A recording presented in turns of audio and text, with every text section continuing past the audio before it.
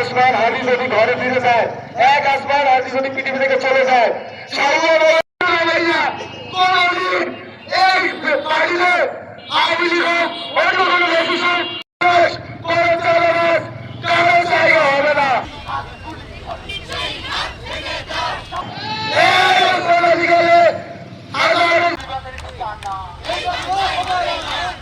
বলা যাবে না, তবে আমার ব্যক্তিগত মতামত, এই হাদি ভাইয়ের উপরে বাংলাদেশের ত্রিসীমানা থেকে কোনো নির্দেশনা আসে নাই আঘাত হানা।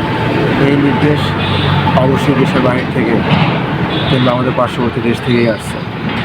আমরা এর তীব্র নিন্দা জানাই, হাদি ভাইয়ের সুস্থতা কামনা করি। হাদি শুধুমাত্র ঢাকা ৮ আসন, ঢাকা কিংবা নির্দিষ্ট কোনো দলের কেউ না। হাদি হচ্ছে বাংলাদেশের কোটি মানুষের অনুপ্রেরণা, কোটি যুবকের অনুপ্রেরণা, যারা হাদির কাছ থেকে শিখতেছে, হাদি ভাইয়ের মতন হতে চাচ্ছে এবং হাদি ভাইকে দেখে শিখছে। এই এক হাদি হারিয়ে গেলেও আমার মনে হয় না হাদি ভাই যে এজেন্ডা বাস্তবায়ন করতে চাইছে জনগণের জন্য, জনগণের পাশে, এটা থেমে যাবে। এক হাদি যদি হারিয়ে যায়, লক্ষ লক্ষ হাদি বাংলাদেশের প্রতিটা ঘরে জন্ম নেবে, প্রত্যেকটা ঘরে একটা করে হাদি জন্ম নেবে। আমি চাই দোষীদের বিচার হোক, হাদি ভাই সুস্থ হন। ইনকিলাব জিন্দাবাদ।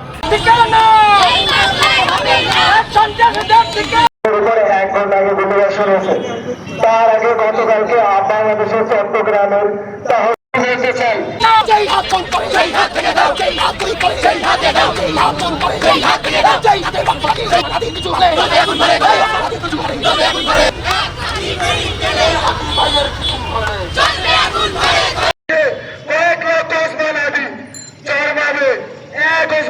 শেষ করে আমাদের এই আন্দোলন মুখে কথা বলবেন আমাদের জুলাই যোদ্ধা জুলফিকার ভাই।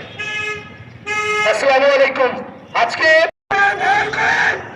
আমার বাংলাদেশ আবার স্বপ্ন দেখতে শুরু করেছে। জুলাই যোদ্ধা জবাব দেবে ইনশাআল্লাহ।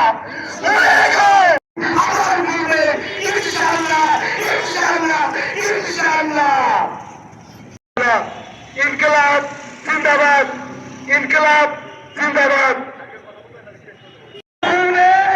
ওসমান জবাব দিবে, এই রক্তের বদলা নেবে। ওসমান হাদির যদি কিছু হয়, এই দেশে শত শত ওসমান হাদি আবার জন্ম নেবে। আমাদের গলা ভেঙে গেছে, যেহেতু আমরা স্লোগান দিতে দিতে চলে এসেছি এ পর্যন্ত। সর্বোপরি আমরা ওসমান হাদির জন্য দোয়া চেয়ে আমাদের আজকের আয়োজন এখানেই শেষ করছি।